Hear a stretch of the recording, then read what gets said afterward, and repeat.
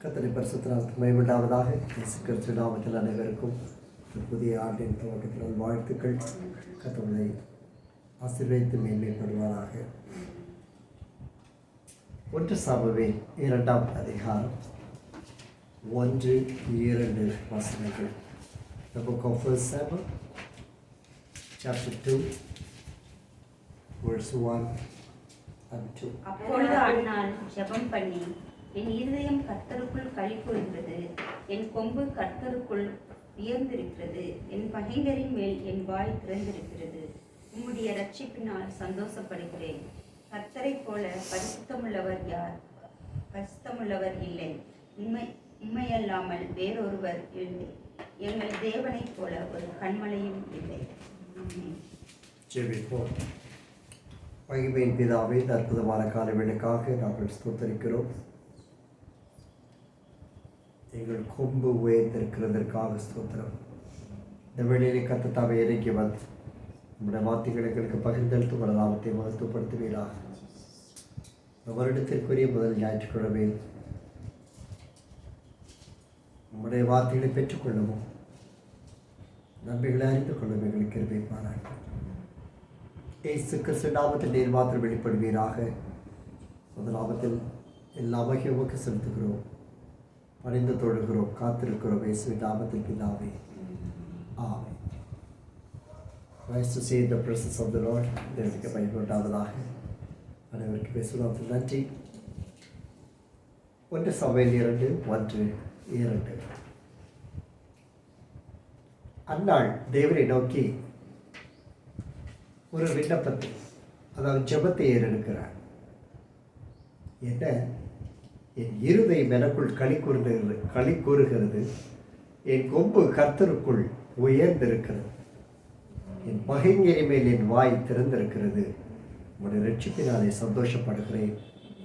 கர்த்தரை போல பரிசுத்தம் உள்ளவர் இல்லை, உமையல்லாமல் வேறு ஒருவரும் இல்லை.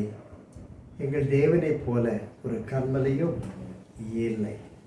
கர்த்தர் கொடுத்த வார்த்தையின் தலைப்பு ஒருவரும் இல்லை, none. N-O-N-E. There's none. கர்த்தருக்கு மகிமை உண்டாவதாக. முதலாவதாக 2ஆம் வசனம், முதல் வார்த்தை, கர்த்தரை போல பரிசுத்தம் உள்ளவர் இல்லை. பரிசுத்தம் என்பது கர்த்தருக்கு மாத்திரம் உகந்த ஒரு வார்த்தை. இந்த பரிசுத்தர் யார்? அவர் பரிசுத்தமுள்ள தேவனிடத்திலிருந்து உதித்தவர். பரிசுத்தமுள்ள ஒரு கன்னி மரியாளிடத்திலிருந்து உரித்தவர். அவர் வாயில் வஞ்சனை இல்லை, அவருடைய வாழ்க்கையில் வஞ்சனையும் இல்லை, பாவமும் இல்லை. பாவத்தை பாராது சுத்த கண்ணன். பரிசுத்தம் என்கிற வார்த்தைக்கு அதிகாரமுடையவர், தகுதியுடையவர், பாத்திரர் அவர் ஒருவர் மாத்திரமே. அன்னாளுக்கு ஒரு நன்மை கிடைத்தது. என்ன? இயற்கையை தாண்டி, சாபங்களை தாண்டி, உலகத்தின் அவமானங்களை தாண்டி தேவன் ஒரு அற்புதம் அவருக்கு செய்திருந்தார். அவர் அந்த நன்மை யாரிடத்திலிருந்து வந்தது என்று 3 வார்த்தைகளாக பிரிக்கிறார். அவர்களில் ஒன்றுதான் பரிசுத்தம் என்பது. கர்த்தர் யாருக்கு நன்மை செய்வார்? யாருக்கு வாக்குத்தத்தங்களை நிறைவேற்றுவார்? பரிசுத்தமாய் இருக்கிறவர்களுக்கு மட்டுமே. நாம் எப்படி பரிசுத்தமாக முடியும்? நம்முடைய பாவங்களை பரிசுத்தப்படுகிற ஒரு நேசர் உண்டு என்பதை அறிந்திருப்போமானால் நாம் பாவங்களிலிருந்து நாம் பரிசுத்தம் பண்ணப்படுவோம். பாவங்கள் செய்வது மனுஷனுடைய இயல்பு என்றாலும் பாவத்தை பரிகரிப்பது தான் பரிசுத்தருடைய இயல்பு. அவர் பரிசுத்தமாக்கிவிட்டால் என்ன? அதன் பிறகு நாம் அந்த பரிசுத்தத்தை பேணி பாதுகாத்து கொள்ள வேண்டும். அனுதின வார்த்தைகளினாலும் அவருடைய தண்ணீரினாலும் நாம் அதை பராமரிக்க வேண்டும். அவர் பரிசுத்தமுள்ளவராய் வைத்துக் கொள்வோமானால் பரிசுத்தத்திற்குரிய ஆசீர்வாதங்களினால் அவர் நம்மை நிரப்புவார். சொல்லுகிற பரிசுத்தர் ஒருவரும் இல்லை. உண்மை. பரிசுத்தத்தை பேசுகிற பலர் என்று காணப்படலாம். கிறிஸ்தவ சமூகத்தில் பரிசுத்தத்தை பேசாத ஒரு கிறிஸ்தவனும் இல்லை. ஆனால் பரிசுத்தமாய் வாழ்வதை ஒவ்வொரு சபைகளில் விரல் விட்டு எண்ணி விடலாம். ஏன்? பரிசுத்தர் பரிசுத்தமாக இருக்கிறது போல நமக்குள் பரிசுத்தம் இருக்குமானால் அந்த பரிசுத்தத்தை கனம் பண்ணுகிறவர்கள் சிலர், ருசிப்பவர்கள் வெகு சிலர் மாத்திரமே. அவருடைய பரிசுத்தருடைய குணாதிசயங்கள் அவர்களுக்குள்ளாக செயல்படும். அந்த பரிசுத்தருடைய கனிகள் அவர்களில் செயல்படும். அவர்கள் மட்டும்தான் பரிசுத்தத்தை காண முடியும். ஈடில்லாத ஒருவர் இந்த பரிசுத்தம் உள்ளவர். யாத்திராகமம் 15ஆம் அதிகாரம் 11ஆம் வசனத்தில் நாம் வாசிக்க முடியும். கர்த்தாவே, தேவர்களில் உமக்கு ஒப்பானவர் யார்? பரிசுத்தத்தில் மகத்துவம் உள்ளவர், துதிகளில் பயப்படத்தக்கவர், அற்புதங்களை செய்கிறவருமாகிய உமக்கு ஒப்பானவர் யார்? அவர் பரிசுத்தமாக இருக்கிறதினால் மட்டும்தான் அவர் அற்புதங்களை செய்ய முடிகிறது. அவருக்கு ஒப்பானவர் யாரும் இல்லை. இங்கு வேண்டுமானால் மனிதர்கள் அறிந்து கொள்வதற்காக தேவர்களில் என்ற வார்த்தை ஒரு பன்மை தன்மையிலே குறிப்பிடப்பட்டிருக்கிறது. ஆனால் தேவர்கள் என்பது ஒரு வார்த்தையும் இல்லை, அப்படி ஒரு காரியமும் இல்லை. ஒரே ஒரு தேவன் உண்டு. அவர் மெய்யான தேவன். அவர் மகத்துவம் உள்ளவர், ஒப்பில்லாதவர். அந்த அன்னாள் சொன்ன வார்த்தை யாத்ராமத்தில் பார்க்கிறோம். பரிசுத்தத்தில் அவர் மகத்துவம் உள்ளவர். He is glorious in holiness. மகிமை நிறைந்தவர், பரிசுத்தத்தில் தேவன் அவர். அந்த பரிசுத்தத்தில் மகத்துவம் உள்ளவர், துதிகளில் பயப்படத்தக்கவர் அவர் ஒருவரே. அவரிடத்தில் இருக்கிற பரிசுத்தமும் அவர் பயப்படத்தக்க வல்லமையும் தான் அவரை அற்புதங்களை செய்ய வைக்கிறது. எனவே நமக்கு அற்புதங்களை செய்ய அவருக்கு நிகர் யாரும் இல்லை. வேறு யாரும் அற்புதங்களை செய்ய முடியாது. இதுவரை அற்புதத்தை குறித்து கேள்விப்பட்டு இருப்பீர்கள், அதிசயங்களை குறித்து வேதத்தில் வாசித்து இருப்பீர்கள். ஆனால் இந்த வருடத்தில் அதிசயங்களை காணப்போகிறீர்கள். அற்புதங்களை செய்கிற பரிசுத்தருக்கு நேராய் நம்முடைய கரங்களை விரித்து இருதயத்தை திறந்து பரிசுத்தமாய் காத்துக்கொள்வோம் என்றால் நிச்சயமாக அவர் அற்புதம் செய்கிற ஒரே பரிசுத்தர் தான் அவர். அவருக்கு ஈடு இணை ஒன்றுமே இல்லை.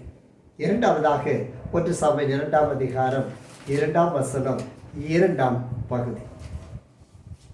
உண்மை அல்லாமல் வேறொருவரும் இல்லை. There is none like you.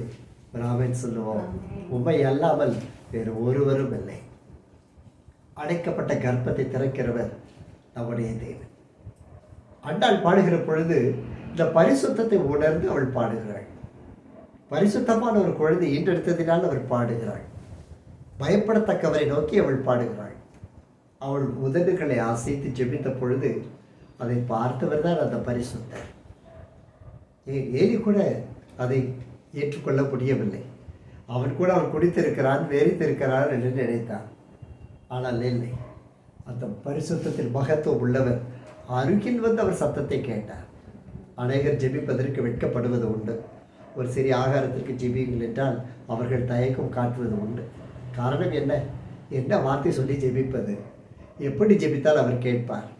இல்லை, அன்னாள் ஜெபிக்கிற பொழுது அவளுடைய உதடுகள் மாத்திரம் அசைந்து கொண்டிருந்தது. ஏலி நினைத்தால் இவள் குடித்து வெறித்திருக்கிறாள் என்று. இல்லை, அவள் உள்ளத்தில் உள்ள விசாரங்களை தகப்பனெடுத்து ஊற்றி கொண்டே இருந்தாள். பரிசுத்தரெடுத்து ஊற்றி கொண்டே இருந்தாள். நம்முடைய கண்ணீரை காண்கிற தேவன் தான். அவரை போல வேறு ஒருவரும் இல்லை. நம்முடைய துக்கத்தை அறிகிற அவரை போல வேறு ஒருவரும் இல்லை. உன் வலி வேதனைகளை அறிந்தவர் அவர் ஒருவரே. அவரை போல வேறு ஒருவரும் இல்லை. அவர் உன்னை சுகமாக்கி அற்புதம் செய்ய போகிறார். அவருடைய வாழ்க்கையில் அற்புதம் செய்ய போகிறார். அதைத்தான் அன்னாள் பாடுகிறாள், அவருக்கு நிகர் யாரும் இல்லையா. ஏசாயா தீர்க்கதரிசி 40ஆம் அதிகாரம் 25ஆம் வசனம். ஏசாயா 40:25 நாம் வாசிக்க, 25, 26 நாம் வாசிக்க கேட்போம். யாருக்கு ஒப்பிடுவீர்கள்? யாருக்கு நிகராக்குவீர்கள் என்று பரிசுத்தர் சொல்லுகிறார். உங்கள் கண்களை ஏறெடுத்து பாருங்கள், அவைகளை சிருஷ்டித்தவர் யார்? அவர் அவைகளின் சேனையை இலக்கத்தின் திட்டமாக புறப்பட பண்ணி அவைகளை எல்லாம் பேர் பேராக அழைக்கிறவராமே. அவருடைய மகா பலத்தினாலும் அவருடைய மகா வல்லமையினாலும் அவைகளில் ஒன்று குறையாமல் இருக்கிறது. என்னை யாருக்கு ஒப்பிடுவீர்கள் என்று கேட்கிறவர் நிகரற்ற பரிசுத்தர். யாருக்கு நிகராக்குவீர்கள் என்று கேட்கக்கூடிய ஒரே வல்லமை உடையவர், வேறொருவரும் நிகரில்லாத அந்த பரிசுத்தத்தை பக்தன் பாடுகிறார். நிகரே இல்லாத சர்வேஸ்வரன், ஒளி பிரகாசமாய் இருக்கிறவன். அது கேட்கிறதை பாருங்கள். உன் கண்களை திறந்து பார். அவளை சிருஷ்டித்தவர் யார்? இயற்கை என்று உலகம் அதற்கு பெயர் வைத்திருக்கிறது. அவர்கள் மலைப்பகுதியில் வாழும் பொழுது ஏறக்குறைய அனுதினம் நாங்கள் அங்கே இருக்கிற ஏரி வழியாக நாங்கள் கடந்து வருவோம். வேலை முடித்து ஒரு 5 நிமிடமாக உட்கார்ந்து விடுவோம். உட்கார்ந்ததெல்லாம் சொல்லுவோம் எவ்வளவு அழகாக இருக்கிறது என்று. அதை ரசிப்போம், அந்த அமைதியை ருசிப்போம். அப்பொழுது சொல்லுவோம், இந்த நாட்கள் பின்பு கிடைக்குமோ தெரியாது என்று அனுபவித்து விடுவோம். வாரத்துக்கு ஒரு நாளோ அல்ல மாதத்துக்கு சில நாட்களோ ஆராதனை முடித்த உடனே நாங்கள் பெற்றோரும் நாங்கள் என்றும் சகோதரர்கள் எல்லாரும் புறப்பட்ட நடையாய் ஏரிக்கு போய் விடுவோம். குடும்பமாய் சில நேரங்களில் செலவழிப்போம். பல வருடங்கள் பார்த்தவன் அதே இடம்தான். ஆனால் தேவன் சிருஷ்டிப்பு அவ்வளவு அழகு. அதன் பிறகு திருப்பி வருவோம். ஏதாவது ஒரு உணவகத்தில் போய் சிற்றுண்டி அருந்துவோம். வீட்டிற்கு வந்து படுத்து விடுவோம். வழக்கம் போல் அதிகாலை திறந்தவுடன் வேலைக்கு போவதற்கே பிடிக்காது. நாளை 5ஆம் தேதி பள்ளிகள் திறக்கிறது, கல்லூரிகள் திறக்கிறது. அந்த வேதனை எப்படி என்று அது ஏற்கனவே தெரிந்தது தானே. கர்த்தருடைய சிருஷ்டிப்பு அலாதியானது. எவ்வளவு அழகு, எத்தனை மேன்மை. இவளை சிருஷ்டித்தது யார்? அவைகளை சேனையின் லக்கு திட்டமாய் புறப்பட பண்ணினவர் அந்த நிகரற்றவர். அவைகளெல்லாம் பேராய் அழைக்கிறவர். நட்சத்திரங்களுக்கு மனிதன் பெயர் வைத்திருக்கிறார். ஒவ்வொரு குறிப்பிட்ட நட்சத்திரத்துக்கு குறிப்பிட்ட பெயர் வைத்திருக்கிறார். நான் 7வது வகுப்பு படிக்கும் பொழுது ஒரு நட்சத்திரம் வந்தது. அதனுடைய பெயர் ஹாலி. அது கொடைக்கானலில் இருந்தபடினால் அந்த வானிலை ஆராய்ச்சி மையம் அங்கே இருக்கிறபடினால் எங்களுக்கு இன்னும் சுலபமாக இருந்தது. என்னுடன் படித்த ஒரு மாணவி அவருடைய தகப்பனாக வேலை செய்கிறபடினால் அதனுடைய புகைப்படத்தை கொண்டு வந்து எங்கள் அனைவருக்கும் கொடுத்தால் நானும் வைத்திருக்கிறேன். அந்த ஹாலியின் வால் நட்சத்திரை குறித்து நாங்கள் பார்த்தோம். இரவில் வரும், ஒரு குறிப்பிட்ட இடத்தில் வட்ட வடிவம் போல தோற்றும். அதிலிருந்து பல மைல்கள் தூரத்திற்கு அதனுடைய வெளிச்சம் பிரகாசிக்கும். ஹாலி என்ற வால் நட்சத்திரம் அது 79 வருடத்திற்கு ஒரு முறை தான் வருமா. once in 79 years. இன்னும் பல அதிசயங்கள் உண்டு. அவைகளுக்கெல்லாம் பேரிட்டு அழைக்கிறது இந்த மனிதன். ஒரு சில நட்சத்திரங்களுக்கு பெயர் வைத்திருக்கிறார். புதன் என்னும் ஒரு நட்சத்திரத்தை பார்க்கிறோம். ஆங்கிலத்தில் வீனஸ் என்று சொல்வார்கள். கிறிஸ்மஸ் நாட்களில் அதிகாலையில் எங்கள் அப்பா என்னை எழுப்பி விடுவார். போய் பார்ப்போம். அதிகாலையில் மிக பிரகாசமாக எழுந்து வந்து நிற்கும். இப்பொழுது அதிகாலை ஜெபத்தில் ஏறக்குறைய ஒரு நாளும் அதை நாங்கள் பார்க்கிறோம். ஆனால் அந்த நாளில் அது விசேஷமானது. யார் அந்த குளிரில் 5 மணிக்கு எழுந்திருப்பது? காலை ஆராதனைக்கு எழுந்திருக்க வேண்டும் அல்லவா? அதை பார்த்து மகிழ்ச்சி அடைவோம், சந்தோஷம் அடைவோம். அதை பார்த்தது அப்படி ஒரு மகிழ்ச்சி. ஒரு சில நட்சத்திரங்களுக்கு மனிதன் பெயர் வைத்திருக்கிறார். ஆனால் கர்த்தரோ நம்முடைய கண்களுக்கு புலப்படாத நட்சத்திரங்களை பெயர் சொல்லி அழைக்கிறார். அவர் சொல்லுவார், நீ ஸ்தலத்தை விட்டு ஓடிப்போ என்று சொல்லுவார். அவ்வளவுதான் எரிந்து சாம்பலாய் விழும். நாம் இங்கு பார்த்து நட்சத்திரம் விழுகிறது என்று குதூகலிப்போம். இவைகளெல்லாம் கர்த்தருடைய கட்டளையின் கீழ் இருக்கிறவைகளாம். எவ்வளவு அழகு! அவருடைய பேராய் அழைக்கிறார். அவருடைய மகா பலத்தினாலும் அவருடைய மகா வல்லமையினாலும் அவைகளில் ஒன்றும் குறையாமல் இருக்கிறது. யார் அவர்? நிகரற்றவர். யார் அவர்? அவரை போல் வேறொருவரும் இல்லை. அவரை போல ஒருவரும் இல்லை. அது போல ஒரு கதையிலும் எழுதி பார்க்க முடியாது, நாம் கேட்கவும் முடியாது. அப்படிப்பட்ட தெய்வரை அல்லவா நீ ஆராதிக்கிறாய். உன்னை அழைத்தவர் போல ஒருவரும் இல்லை. உனக்கு வாக்கு கொடுத்தவர் போல ஒருவரும் இல்லை. அவர் கொடுத்த வாக்கு தத்தங்களைப் போல மேன்மை உள்ளவர்கள் ஒன்றும் அல்ல. அவர் உன்னை தெரிந்தெடுத்தவர். ஏதோ வருடமாய் புறப்பட்டு போகிறோம் என்று அல்ல. God has chosen you. கர்த்தர் உன்னை தெரிந்து எடுத்திருக்கிறார். தாயின் கருவில் உருவாவதற்கு முன்னமே உனக்கு பெயர் வைத்தவர். தாயின் கருவில் உருவாகுவதற்கு முன்பதாய் உன்னை பெயர் சொல்லி தன்னிடத்தில் அழைத்தவர். There is none like him. அவரே இந்த வருடத்தில் நாம் பற்றுக்கொள்ள வேண்டும். அவருடைய வாக்குகளை மாத்திரம் நான் பற்றுக்கொள்ள வேண்டும். மனிதனை எதிர்பார்ப்பதை விட்டுவிடுவோம். மனிதனை தூக்கி அவனை பெருமைப்படுத்துவதை விட்டுவிடுவோம். நமக்கெல்லாம் புதியதும் கூர்மையுமான பற்களுள்ள யந்திரமாய் உன்னையும் என்னையும் மாற்றுகிற அவரை போல் வேறொருவரும் இல்லை. அன்னாள் 3வது வார்த்தை சொல்லுகிறார். 1 சாமுவேல் 2ஆம் அதிகாரம் 2ஆம் வசனம் 3வது பகுதி. அவன் சொல்லுகிற வார்த்தை எவ்வளவு மேன்மையுள்ள ஒரு வார்த்தை, நம்மை பலப்படுத்துகிற ஒரு வார்த்தை. Neither is there any rock like our God. எங்கள் தேவனை போல ஒரு கன்மலையும் இல்லை. அவர் அவரை கன்மலை என்று அழைக்கிறார். யார் பெயர் வைத்தது? இந்த அண்ணனுடைய நிலைமை என்ன? பல வருடங்களாய் குழந்தை இல்லாத ஒரு சாபம்.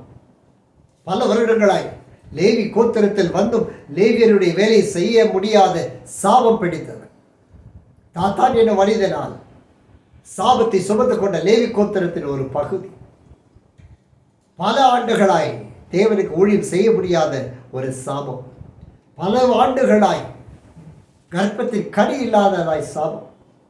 வெடிநாள் என்னும் தன் சக்களத்தினுடைய பாடுகள் நிறைந்த ஒரு ஸ்திரீ. கண்ணீர் ஒரு புறம், வேதனை ஒரு புறம், அவமானம் ஒரு புறம். என்ற குழந்தை இல்லை என்றால் அது அந்த நாட்களில் மகாபெரிய அவமானம், மகாபெரிய சாபம். ஆனால் அவளோ சொல்லுகிறார், அவரோ பரிசுத்தர், அவரோ நிகரற்றவர். அப்பொழுது சொல்லுகிறார், அவர் கன்மலை, அந்த கன்மலை போல வேற ஒருவரும் இல்லையா. எப்படி இந்த நம்பிக்கை அவள் மேல் வந்தது? இந்த நம்பிக்கை தான் சாமுவேலை ஒரு வல்லமையுள்ள தீர்க்கதரிசியாய் நியமித்தது. அங்கிள் டிஜி தினகரன் அவர்கள் சொல்லுவார்களை நான் கேட்டிருக்கிறேன். அவர் சொல்வார்கள், தாயினுடைய ஜெபம், என் தகப்பனுடைய ஜெபம் தான் என்னுடைய ஊழியராய் நிறுத்தி இருக்கிறது. அதன் பிறகு சொல்லுவார்கள், என்னுடைய மனைவியினுடைய ஜெபம் தான் இன்று இந்த ஊழியத்தில் எனக்கு துணையாக இருக்கிறது என்று. எவ்வளோ ஒரு நம்பிக்கை! நாம் ஜெபிக்க பரிசுத்தமாய் ஜெபிக்க, நிகரில்லாதவராய் ஜெபிக்க நம்முடைய சந்ததி, அதாவது பரிசுத்தமுள்ள சந்ததி, தேவனுக்கு கீழ்ப்படுகிற அந்த சந்ததி தேவனால் ஆசீர்வதிக்கப்படுமா. கன்மலை என்று தேவனுக்கு ஒரு பெயரை வைக்கிறார். சங்கீதக்காரன் 71ஆம் அதிகாரம் 3ஆம் வசனத்தில் ஒரு வார்த்தை சொல்லுகிறார், நான் எப்பொழுதும் வந்து அடையத்தக்க கன்மலையாய் நீர் இரும். எந்த சூழ்நிலையாயினும் அவர் வந்து அடையத்தக்க ஒரு கன்மலை நம்முடைய ஆண்டவராகிய இயேசு கிறிஸ்து. தாவீது எல்லா சூழ்நிலைகளிலும் அந்த கன்மலை பற்றி இருந்தார். கரடி துரத்தின பொழுது, மந்தையை சிங்கம் துரத்தின பொழுது, ராஜாவுக்கு முன்பதாய் நின்ற பொழுது, கோலியாத்துக்கு முன்பதாய் நின்ற பொழுதும் கூட அவன் சொன்னது, எனக்கு நீ வந்து இப்பொழுது வந்தடையத்தக்க ஒரு கன்மலை. காரணம், அந்த கன்மலை தான் நம்ம ரட்சிப்பதற்கு கட்டளையிட்டது. அவன் சொல்லுகிறான், நீரே ஏன் கன்மலை. ஒரு அல்லேலூயா சொல்லுகிறேன். இன்னைக்கு நம்முடைய கன்மலை யார்? நம்ம அறிந்திருக்கிறோமா அந்த கன்மலையை? அந்த கன்மலை நோபடி கன்மேக், அது அசையாத கன்மலை, அழிவில்லாத ஒரு கன்மலை.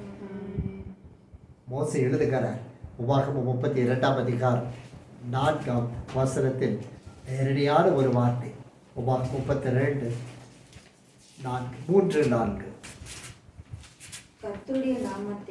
கர்த்தருடைய நாமத்தை பிரசித்த பண்ணவே நம்முடைய தேவனுக்கு மகத்துவத்தை செலுத்துங்கள். அவர் கன்மலை, அவர் கன்மலை. He is the rock. அவர் கிரியை உத்தமமானது, அவர் கிரியை உத்தமமானது. அவர் வழிகள் எல்லாம் நியாயம், அவர் நியாயம், அவர் நியாயக்கேடில்லாத, அவர் நியாயக்கேடில்லாத சத்தியமுள்ள தேவன். அவர் நீதியும் செம்மையுமானவர், நீதியும் செம்மையுமானவர். ஏன் அவருடைய நாமத்தை பிரசித்தப்பட சொல்லுகிறாரா? அவர் கன்மலை என்றபடினார். மகத்துவத்தை செலுத்துங்கள் என்று சொல்லுகிறார். எதற்காக? அவர் கன்மலை என்றபடினார். ஒரே ஒரு வார்த்தை, அவர் கன்மலை. He is the rock. அந்த கன்மலை போல வேறொரு கன்மலை இல்லை. அந்த கன்மலையும் கோட்டையும் அவரே. சங்கீதம் 18:31 தாவீது கேட்கிறார், கர்த்தரை அல்லாமல் தேவன் யார்?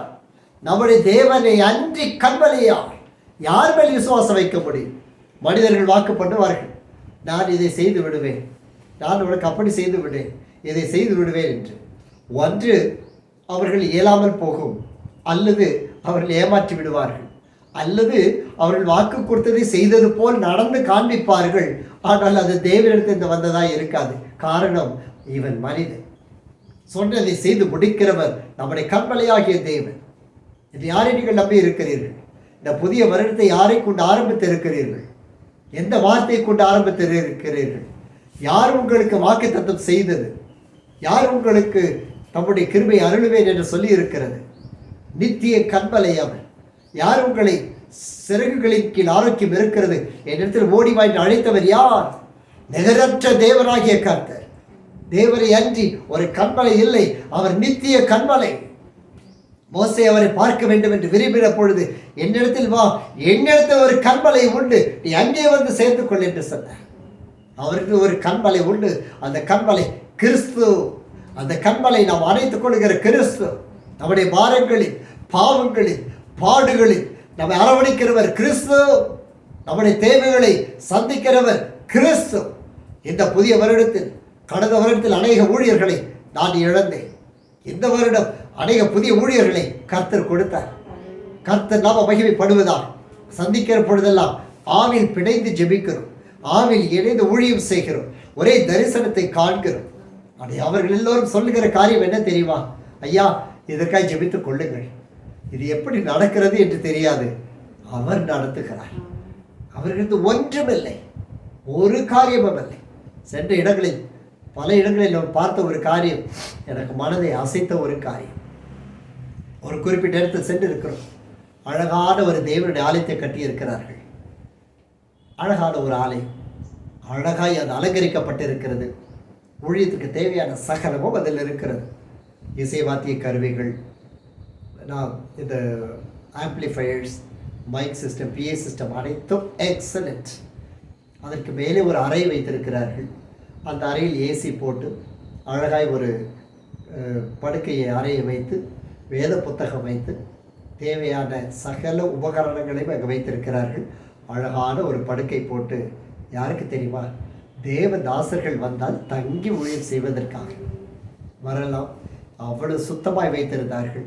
அவர்களுக்கென்று ஒரு சிறிய ஒரு சமையல் அறையும் கட்டப்பட்டிருக்கிறது. ஒருவேளை வந்தார்களானால் அவர்கள் அங்கே ஒரு சிறிய ஆகாரம் செய்து கொள்ளலாம், ஒரு தேவைப்பட்ட காரியத்தை செய்து கொள்ளலாம். நாங்கள் போய் அங்கு சென்றோம். மிக அருமையாக இருந்தது. நாங்கள் பல மைல் தூரம் களைப்புடன் சென்றபடினால் அந்த ஊழியத்திற்கு சில நிமிடம் என்னோட வந்த தம்பிமாரெல்லாம், டேடி கொஞ்சம் இழைப்பார்கள் என்று சொன்னாங்க. அதுக்கு டைம் இல்லை, ஒரு 2 நிமிஷம் மட்டும் அப்படி சாய்ந்து எழுந்திருக்கும் பொழுது அந்த இடமெல்லாம் அவ்வளோ மகிமையாக இருந்தது. ஆனால் கீழே இறங்கி அவர்களுடைய வீட்டை பார்த்த பொழுது எங்கள் கண்கள் கலக்கின. அவர்களோ ஆலயத்தின் அருகில் ஒரு சிறிய தகரத்தில் ஒரு வீடு போட்டு அந்த வீட்டிற்குள் குடியிருக்கிற ஒரு குடும்பம். சமையல் வெளியில் வைத்து நடைபெறுகிறது. நாங்கள் கண் கலக்கினோம். கர்த்தருக்காக எல்லாவற்றையும் கொடுத்து விட்டு, தாங்கள் வாழ்கிறது ஒரு வாழ்க்கையை கர்த்தருக்காக தியாகம் செய்துவிட்டு, தேவனுக்கென்று தாழ்த்தி ஊழியம் மட்டும் செய்ய வேண்டும் என்ற நோக்கத்தில் ஊழியம் செய்கிறவர்கள். இப்படி இன்னும் ஆலயத்திற்கு சென்றோம். ஆலயம் இருக்கிறது. நாங்கள் பலமுறை ஹாரன் அடித்து பார்த்தோம், யாரும் வரவில்லை. நாங்கள் எந்த வீடு வேறு எங்கோ இருக்கிறது என்று இல்லை. வீட்டுக்கு பின்பதாக தேவாலயம் அழகாய் அலங்கரிக்கப்பட்டிருக்கிறது. அழகான தேவையான உபகரணங்கள், ஆலயம் மகிமையாக இருந்தது. அதுக்கு பின்புறமாக ஒரு சிறிய ஒரு ஏழை பசும் குடி, அதற்குள் இருந்து வருகிற தேவ மனிதன். அழகான குடும்பம். எவ்வளவு தெரியுமா? இது ஏன் தெரியுமா? அவர் ஒருவர் நித்திய கண்மலை. அவருக்கு எவ்வளவு முக்கியத்துவம் கொடுக்க வேண்டுமோ, அவனை எவ்வளவாய் உயர்த்த வேண்டுமோ அவ்வளவாய் உயர்த்தி தங்களை தாழ்த்தி ஊழியம் செய்கிற மகா பரிசுத்தவான்கள் நம்முடைய தமிழ்நாட்டிலே உண்டு. எல்லா கைகளை உயர்த்தி ஆமென் சொல்லுவோமே. ஒரிசாவுக்கு போயிருக்கும் பொழுது இதைதான் பார்த்தோம். ஆலயத்திற்கு ஒரு பெரிய ஹால் கட்டி இருப்பார்கள், சிமெண்ட் போட்டிருப்பார்கள், டைல்ஸ் போட்டிருப்பார்கள், அங்கு தாழ போட்டு ஆராதிப்பார்கள். அருகில் ஒரு சிறிய அறை இருக்கும். அதற்குள் போனமானால் அது குடிசையாக இருக்கும். ஒரு சிறிய இடத்திற்குள்ளே மண்பானையிலிருந்து பானை, தண்ணீர், தேவையான வெங்காயம், தக்காளி எல்லாம் இருக்கும். அதில் அருகில் ஒரு பெட்ஷீட் போட்டிருக்கோம். அதுதான் அவர்கள் படுக்கை அறை. இப்படி தான் நம்முடைய தேசத்தில் ஊழியம் நடக்கிறது. உலகத்துக்கு இந்தியா பணக்கார நாடு, ஆனால் தேவ பிள்ளைகளுக்கு இது மிகவும் ஆசீர்வாதமான ஒரு நாடு. ஏன் தெரியுமா? தங்கள் ஆடம்பரத்தை விரும்பாதவர்கள். அவர்களால் தேவன் கொடுத்த கிருபை எவ்வளவு மேன்மையை வைத்திருக்கிறார். தேவன் ஒருவரே கண்மலை. அவரை அல்லாமல் யார்? அவர் பலப்படுத்துகிறவர், சகலவற்றையும் தருகிறவர், சொன்னதை செய்து முடிக்கிறவர். 1 கொரிந்தியர் 10:4 1 கொரிந்தியர் 10:4 வாசிக்க கேட்போம்.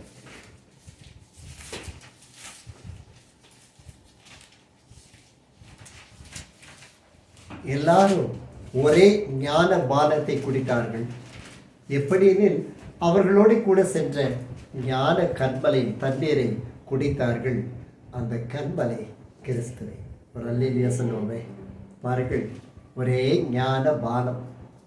காரணம், ஒரே ஞான கண்மலை தண்ணீரை பருகினார்கள். அந்த ஞான கண்மலை, அந்த ஞான பானம் கிறிஸ்து இயேசுவே.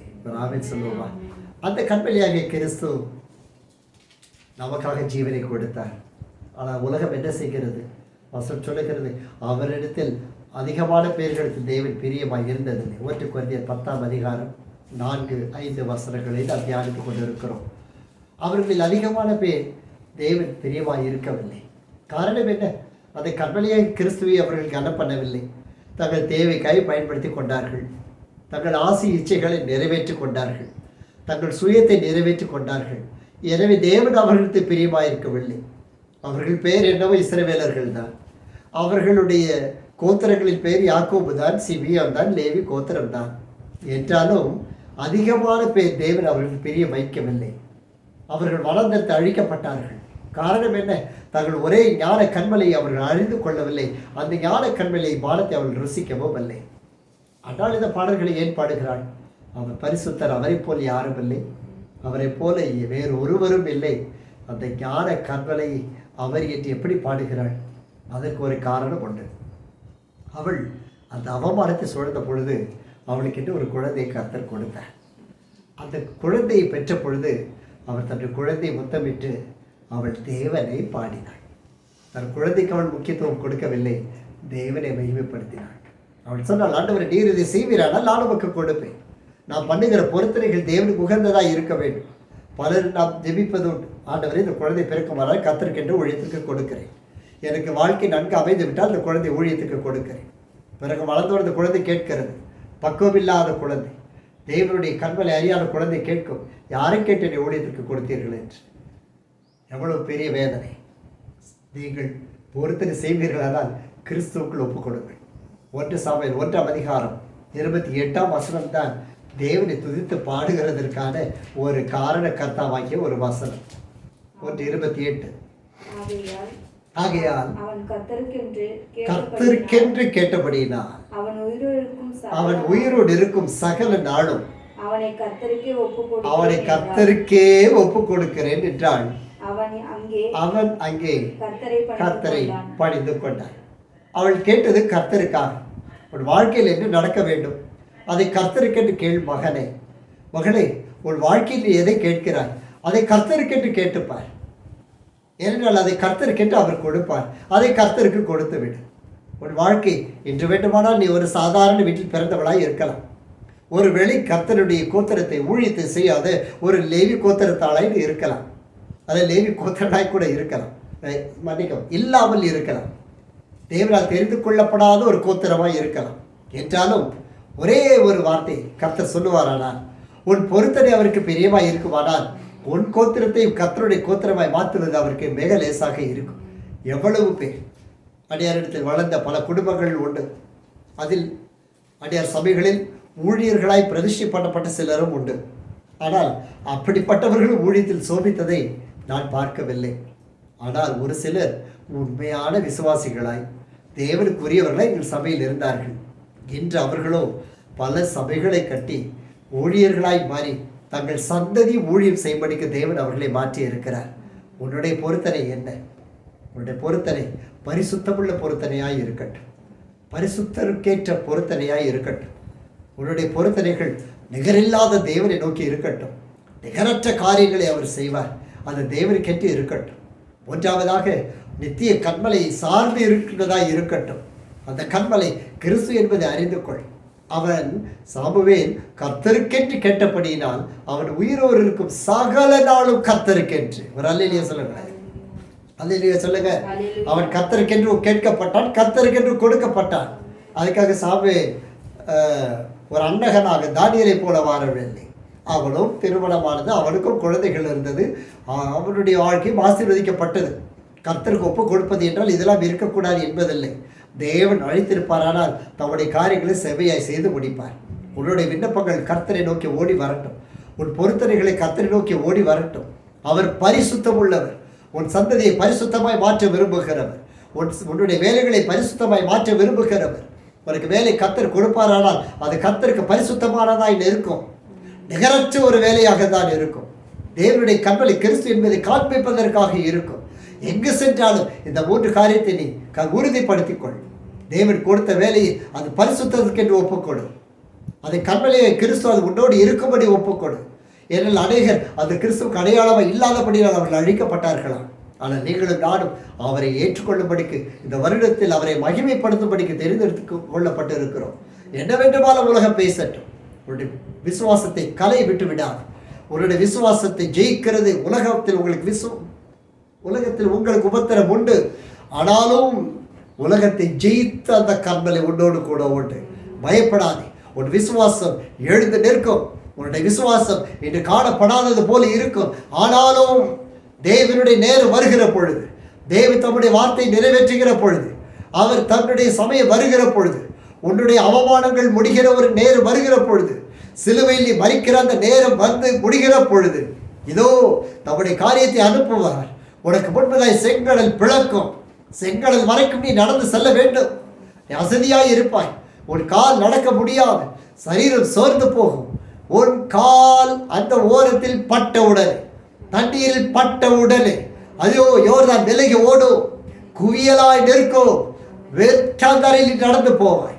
உன்னை பின் தொடர்ந்து உன்னை அவமானப்படுத்தின, நீ இழந்து போன சகலமும் அந்த செங்கடலில் ஐயோ முற்றிலுமாய் அழுது நிர்மூலமாக்கப்படும். நீயோ சேனைகளின் தேவனாகிய கர்த்தரை ஆர்ப்பரித்துக் கொண்டிருப்பாய். பரிசுத்தமாய் காத்துக்கொள். பரிசுத்தரை உன்னுடைய வாழ்க்கையின் முன்னோடியாய் வை. உன்னுடைய வாழ்க்கை கர்த்தருக்கென்று ஒப்பு கொடுத்து விடு. நீ கேட்பதை கர்த்தருக்கு கொடுப்பேன் என்று ஆண்டவருக்கு பொருத்தனை செய்துவிடு. அதை கர்த்தருக்கென்று கொடுத்து விடு. அவர் உன்னை நடத்துவார். வாசிக்கலாம் 1 சாமுவேல் 2ஆம் அதிகாரம் 2ஆம் வசனம். எல்லோரும் சேர்ந்து வாசிக்கலாமா? 1 சாமுவேல் 2:1-2 சேர்ந்து வாசிப்போம். இந்த சந்தோஷம் தான் தேவனை மகிமைப்படுத்துகிறது. வாசிப்போம். அப்பொழுது அந்நாள் ஜெபம் பண்ணி, என் இருதயம் கர்த்தருக்குள் களி கூறுகிறது, என் கொம்பு கர்த்தருக்குள் உயர்ந்திருக்கிறது, என் பகைஞர் மேல் என் வாய் உயர்ந்திருக்கிறது. உங்களுடைய ரட்சிப்பினால் சந்தோஷப்படுகிறேன்.